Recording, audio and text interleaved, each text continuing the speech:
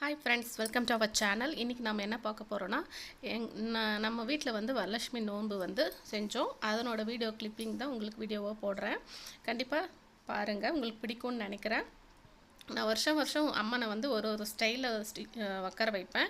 இந்த வருஷம் வந்து தர்பார் ஸ்டைலில் உட்கார வச்சுட்டு ஊஞ்சலில் இருக்கிற மாதிரி நான் வந்து டிசைன் பண்ணியிருக்கேன். புடவை வந்து இந்த வருஷம் வந்து பர்பிள் கலர் எடுத்திருந்தோம்.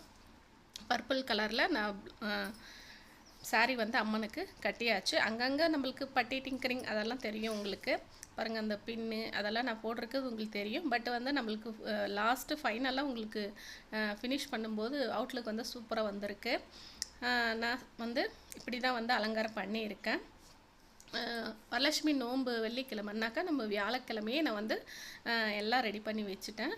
அப்புறம் நம்ம வந்து கலசம் வைக்கிறது, அதுக்கப்புறம் அம்மனை அழைக்கிறது எல்லாமே வெள்ளிக்கிழமை வந்து ஸ்டார்ட் பண்ணி சனி ஞாயிறு தான் நான் புனர்பூசை பண்ணேன் அம்மனுக்கு.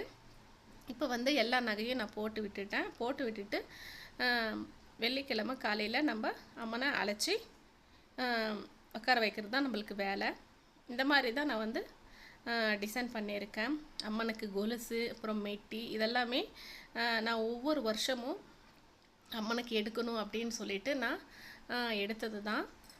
நான் ஃபஸ்ட்டு வருஷம் பண்ணும்போது வந்து வெளியில் முகம் மட்டும் எடுத்தேன். ஏன்னா அப்போ வந்து எனக்கு ஒரு இன்கம் வந்தது. திடீர்னு வந்து நான் எக்ஸ்பெக்ட் பண்ணாத இன்கம் வந்து எனக்கு வந்தது. அதை வந்து நம்ம ஒரு ஞாபகார்த்தமாக இருக்கணும் அப்படின்னு சொல்லிட்டு நான் ஃபஸ்ட்டு இயரே வந்து வரலட்சுமி விரதம் செய்யணும்னு நினைக்கும் போது நான் அந்த அம்மனோட முகத்தை வாங்கிட்டேன். அடுத்த வருஷம் வந்து செகண்ட் இயர் வந்து அம்மனுக்கு வந்து தாலி வாங்கினேன் கோல்டில். தாலி வாங்கினேன். 3வது வருஷம் வந்து அம்மனுக்கு வந்து தாலி பக்கத்தில் சேர்க்குறோம் இல்லையா, அந்த உருக்கள், அந்த குண்டுன்னு சொல்லுவோம் நம்ம, அதை வந்து வாங்கினேன். அதுக்கு அடுத்த வருஷம் வந்து நான் வந்து கொலுசு வாங்கினேன் வெள்ளியில். அதுக்கப்புறம் இந்த வருஷம் வந்து நான் புதுசாக வாங்கினது வந்து அம்மன் காலில் போட்டிருக்க மெட்டி தான் நான் வாங்கினேன்.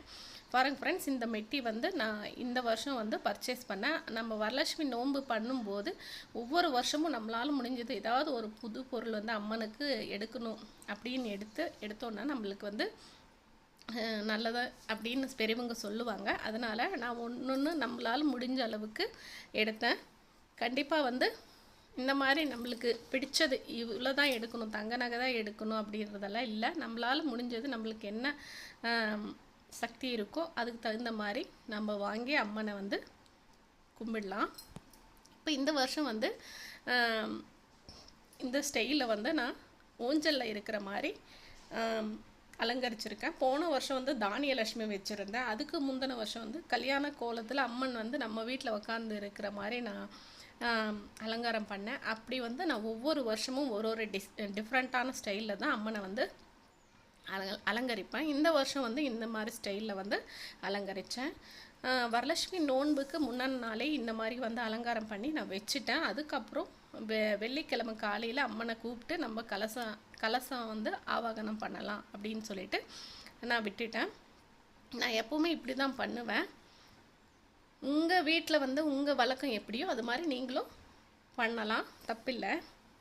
இப்போ வந்து வெள்ளிக்கிழமை காலையில் இதெல்லாம் ரெடி பண்ணி வச்சுட்டோம். வெள்ளிக்கிழமை காலையில் வந்து நம்ம அம்மனை வந்து கூப்பிட்டு உட்கார வச்சுட்டு அதுக்கப்புறம் நம்மளால் முடிஞ்ச பிரசாதமாக நம்மளால் என்னென்ன செய்ய முடியுமோ, உங்களால் என்ன செய்ய முடியுமோ அதை வச்சு நீங்கள் கும்பிடுங்க. காலையில் நான் அம்மனை அழைக்கும்போது பொங்கல் தான் வச்சேன். சக்கரை பொங்கல் வச்சு அம்மனை வந்து அழைச்சி நம்ம வீட்டில் வந்து உட்கார வச்சுட்டேன். ஃபஸ்ட்டு வந்து அவுட்லுக் வந்து இப்படி தான் இருக்குது. நான் வந்து அந்த கலசத்தை வச்சு நம்மளால் கும்பிட்டு எடுத்துகிட்டு வர முடியாது உள்ள. அதனால் வந்து கலசத்தில் வைக்கிற தேங்காய் அம்மனோட முகத்தை நான் வெளியில் வச்சு கும்பிட்டு ஆரத்தி காட்டிட்டு அப்புறம் எல்லாமே முடிஞ்சதுக்கப்புறம் எடுத்துகிட்டு வந்து அம்மனை வந்து இந்த குடத்தில் வந்து ஆவாகனம் பண்ணுவேன். இப்போ இப்படி தான் வச்சுருக்கேன். முதல்ல வந்து விக்னேஸ்வரருக்கு, விநாயகருக்கு வந்து பூஜை பண்ணிவிட்டு அதுக்கப்புறம் நம்ம எந்த சாமி கும்பிட்றதுனாலும், எந்த சாமிக்கு பூஜை பண்ணுறதுனாலும் பண்ணிக்கலாம். முதல்ல விநாயகருக்கு பூஜை பண்ணிவிட்டு அதுக்கப்புறம் அம்மனை கூப்பிட்டுட்டு நான் வீட்டில் வந்து கலசத்தை வச்சுட்டேன்.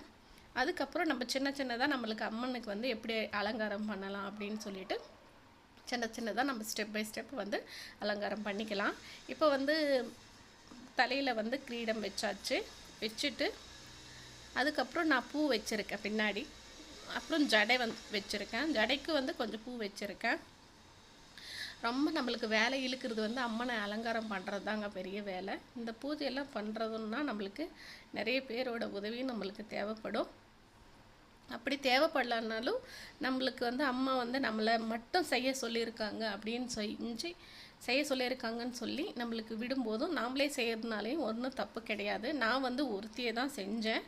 எல்லாரும் வந்து எங்களோட ரிலேட்டிவ்ஸ் ஆகட்டும், எங்களுக்கு ஃப்ரெண்ட்ஸ் ஆகட்டும் எல்லாம் ரெடி பண்ணி ஆனதுக்கப்புறம் தான் பூஜைக்கே வந்தாங்க. பட் வந்து ஓகே தான், எனக்கு சந்தோஷம்தான். நானே பண்ணுறது வந்து எனக்கு ஒரு சந்தோஷம்தான். இந்த அளவுக்கு வந்து நான் அலங்காரம் பண்ணிட்டேன். லாஸ்ட்டாக வந்து நான் ஒன்று மறந்துட்டேன். என்னன்னாக்கா, நம்ம நிறைய வேலை செய்வோம், டென்ஷனில் வந்து ஏதாவது ஒன்று நம்ம மறந்துடுவோம். அது என்ன மறந்துட்டேன்னாக்கா, அம்மனுக்கு வந்து நான் ப்ளவுஸ் பிட்டு சாத்தும் போது அந்த வந்து கழுத்துக்கிட்ட வந்து நம்ம வந்து மூங்கில வச்சு தானே ஆட் பண்ணுவோம். அது வந்து நான் மறைக்கிறதுக்கு மறந்துட்டேன். இப்போ வந்து ப்ளவுஸு வந்து போடும்போது அந்த மூங்கிலையும் நம்ம மறைச்சிட்டு அது மேலேயே போட்டு தான் நான் அந்த ப்ளவுஸை வந்து ஃபினிஷ் பண்ணி இருக்கணும். பட் வந்து நான் மறந்துட்டேன். அதுதான் நான் சொல்கிறேன் இல்லையா, ஆஹா எல்லாம் செஞ்சுட்டு லாஸ்ட்டு மண்டை மேலே இருக்கிற கொண்டையை மறந்துட்டோமே அப்படின்ற ஒரு இது இருக்குல்லையா, எனக்கு அதுதான் ஞாபகம் வந்துச்சு இந்த வீடியோ பார்க்கும்போது. கண்டிப்பாக பாருங்கள். இந்த அளவுக்கு வந்து நான் அலங்காரம் பண்ணியிருக்கேன். என்னால் முடிஞ்சது என்னோடய க்ரியேட்டிவிட்டிக்கு. லாஸ்ட்டாக வந்து தாமரைப்பூ வாங்கியிருந்தேன். ஜடைக்கு இந்த மாதிரி வச்சுட்டேன். ஏகப்பட்ட பூ வந்து வாங்கிட்டு வந்தேன். பட் வந்து அது வந்து என்னால் வந்து கட்டுறதுக்கோ மாலை தைக்கிறதுக்கோ நேரமே எனக்கு கிடைக்கல. என்னால் முடிஞ்ச அளவுக்கு நான் இந்த அளவுக்கு வந்து மாலை வந்து கட்டி அம்மனுக்கு வந்து போட்டிருக்கேன். இந்த அளவுக்கு நம்ம ரெடி பண்ணுற வரைக்கும் வந்து பிரசாதம் வந்து நான் வந்து சுண்டலும் பாயாசம் பண்ணியிருந்தேன். அதுக்கப்புறம் வெஜிடபிள் ரைஸ் பண்ணியிருந்தேன். அது வச்சு அம்மனுக்கு வந்து படைச்சாச்சு. பூஜை பண்ணி முடிச்சிட்டேன். அதுக்கப்புறம் நம்ம ஃப்ரெண்ட்ஸும் ரிலேட்டிவ்ஸும் ஒருத்தராக வர ஆரம்பிச்சிட்டாங்க. நான் கண்டிப்பாக என்னால் முடிஞ்சதை நான் கொடுத்தேன். நான் உங்களுக்கு தாம்பூலம் என்ன கொடுத்தேன்ற சொல்கிறத மறந்துட்டேன். தாம்பூலத்துக்கு வந்து ஒரு ப்ளவுஸ் பீஸ் வச்சேன். அதுக்கப்புறம் கண்ணாடி, சீப்பு, மஞ்சள், குங்குமம், பூ, அப்புறம் வெத்தலை பாக்கு இதுதான் வச்சு நான் வந்து ஒரு ப்ளவுஸ் பீட்டு எல்லாம் வச்சு நான் உங்களுக்கு கொடுத்தேன். நம்மளால் முடிஞ்ச அளவுக்கு கொடுக்கலாம். இதுதான் கொடுக்கணுன்றது அவசியம் இல்லை. உங்களால் என்ன முடிஞ்சதோ அது கொடுங்க. ஓகே ஃப்ரெண்ட்ஸ், பாய், தேங்க்யூ. இந்த வீடியோ பிடிச்சிருந்தா லைக் பண்ணுங்கள் அண்ட் ஷேர் பண்ணுங்கள். மறக்காமல் சப்ஸ்கிரைப் பண்ணிக்கோங்க.